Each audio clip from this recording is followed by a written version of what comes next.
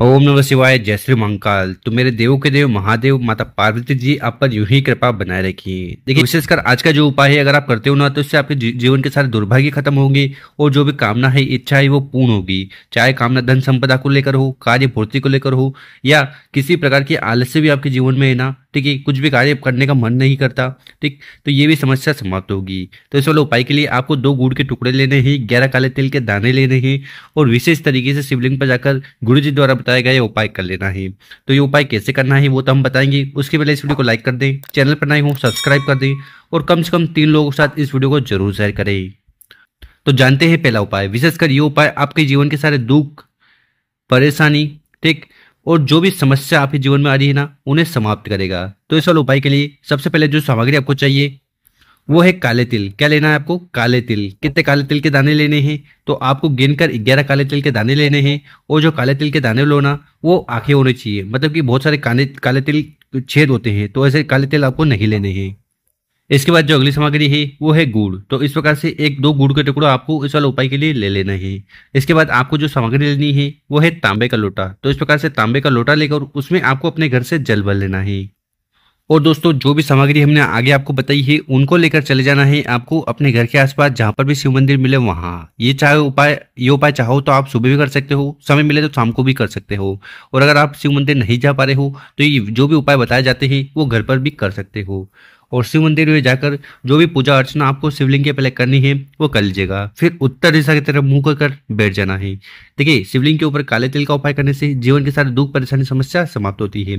गुड़ का उपाय करने से आपके जीवन के सारे अंधकार समाप्त होते हैं, तेज की वृद्धि होती है। तो इस वाले उपाय में आपको करना क्या है कि जो गुड़ के टुकड़े है ना उनको उठाना है और उस जल के लोटे में, जल के पात्र में डाल देना है। ठीक है, ठीक इसी प्रकार से आपके पास जो काले तिल के दाने हैं ना उनको भी उठाना है और उस जल के लोटे में डाल देना है। तो इस प्रकार से आपको ये काले तिल वाला और गुड़ वाला जल तैयार कर लेना। उसके बाद उस जल के लोटे को उठाना है, धीरे धीरे कर पूरा जल शिवलिंग के ऊपर समर्पित कर देना। ओम नमः शिवाय, श्री शिव नमस्तुभ्यम इस मंत्र का जाप करते हुए उसके बाद आपको शिवलिंग के पास बैठकर भगवान भोलेनाथ से प्रार्थना करना है, कामना करना है कि आपके जीवन के सारे दुख परेशानी समस्या समाप्त हो जाए। या अगर आपके जो कार्य है वो बनते बनते बिगड़ने लगते हैं या अगर आपके जीवन में आलस्य है जिसके कारण आपको कौन से भी कार्य करने का मन नहीं करता, ठीक है, तो ये छोटी मोटी जितनी भी समस्या है इन्हें समाप्त करिए। ऐसी प्रार्थना करते हुए पहला वाला विशेष उपाय जरूर करना है। अब जानते हैं गुरुजी द्वारा बताया गया अगला उपाय। विशेषकर ये वाला उपाय आपकी जो कामना है, इच्छा है उनकी पूर्ति करेगा। अब वो कामना चाहे आपके व्यापार को लेकर हो, आप चाहते हो कि व्यापार में वृद्धि हो, ठीक है, नौकरी में समृद्धि हो, मतलब नौकरी में उन्नति हो, ठीक है, और घर जीवन में सुख शांति आए, ठीक है, तो फिर आपको ये विशेषकर सूर्य नारायण भगवान को, कौन से भगवान? सूर्य नारायण देव को प्रसन्न करने के लिए जरूर उपाय करना है। तो इस वाले उपाय के लिए सबसे पहले जो सामग्री आपको चाहिए वो है चावल। कितने चावल की जरूरत है? 1 दाना, 3 दाना, 5 दाना, इस प्रकार से आपको विषम संख्या में चावल के दाने ले लेने हैं। इसके बाद जो अगली सामग्री आपको लेनी है वो है चने की दाल। ठीक है, कितने चने की दाल लेनी है तो ये भी आपके ऊपर है। आप 7 दाने ले सकते हो, 11 दाने ले सकते हो। इसके बाद आपको लेने हैं गुड़ के इस प्रकार से 1-2 टुकड़े। ठीक है, गुड़ ले लिया। उसके बाद आपको लेना है फूल। ठीक है, फूल कौन सा? देखिए, अगर आपको ऐसे गुड़हल का, कौन सा? गुड़हल का फूल मिल जाए तो आपको एक फूल ले लेना है। इसके बाद जो अगली सामग्री है वो है लाल मिर्ची। देखिए, लाल मिर्ची तो आपको लेनी है, पर लाल मिर्ची का उपाय कैसे करना है?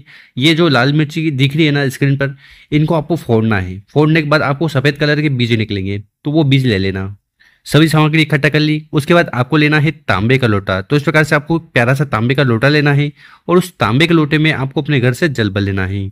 जल भरने के बाद जो भी सामग्री हमने आगे आपको बताई है, क्या क्या सामग्री बताई है, जैसे कि चने की दाल हुई, चावल हुए, गुड़ हुआ, ठीक है, लाल मिर्च के दाने हुए, लाल फूल हुआ, सभी सामग्री को एक एक कर आपको जल के लोटे में डाल देना है। और फिर मात्र जल का लोटा लेकर आपको चले जाना है आपको अपने घर की छत पर। कहाँ पर? छत पर। देखिए, विशेषकर इस उपाय से सूर्य नारायण भगवान, मतलब कि सूर्य देवता बहुत ज्यादा प्रसन्न होंगे।